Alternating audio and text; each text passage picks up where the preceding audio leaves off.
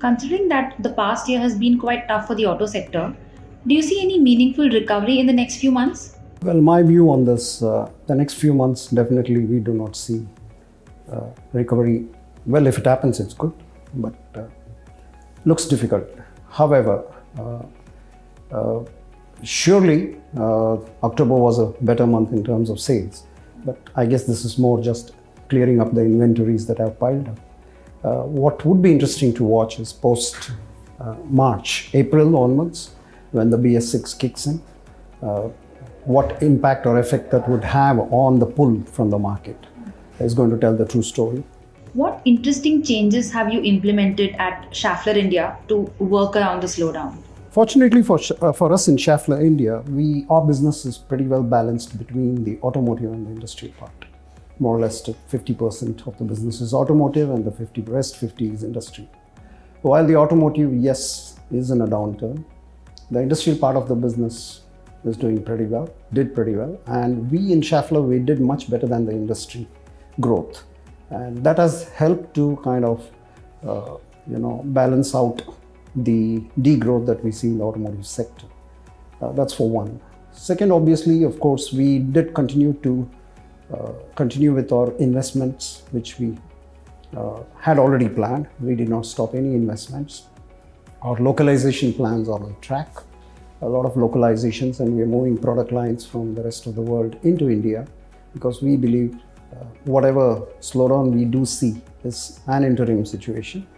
Well, it's a little bit longer this time though, but certainly it's going to come back.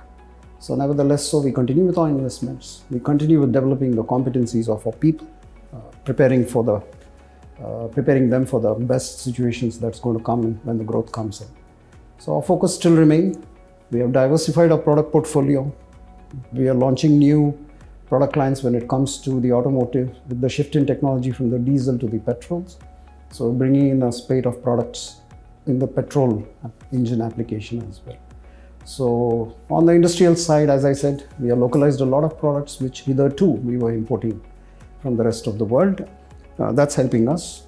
Not to mention one emerging field, and that's digitalization, wherein we see immense opportunities to add more value to our customer base. Of course, this poses new kinds of challenges in terms of developing our supply chain capabilities and our people capabilities, but we are on the job.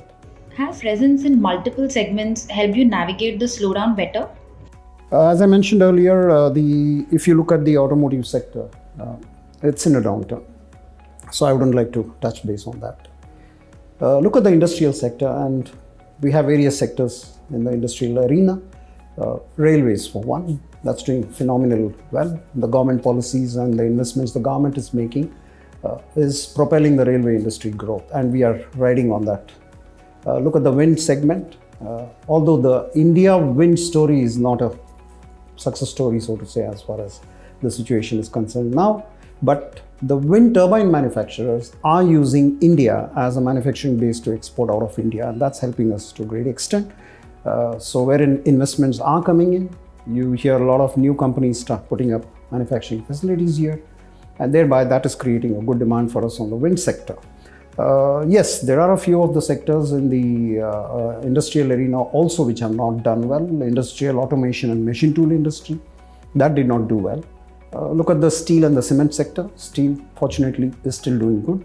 So as I said, some of the sectors are doing well, and we are riding that way. Also, what we did is we took a shift in the mix of our business between the OEM and the distribution or the aftermarket part of the business.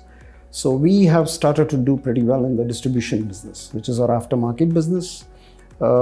As a percentage of total sale, this used to be around 24-25%, and currently within a year we have moved up to 35%, and that's a pretty strong growth.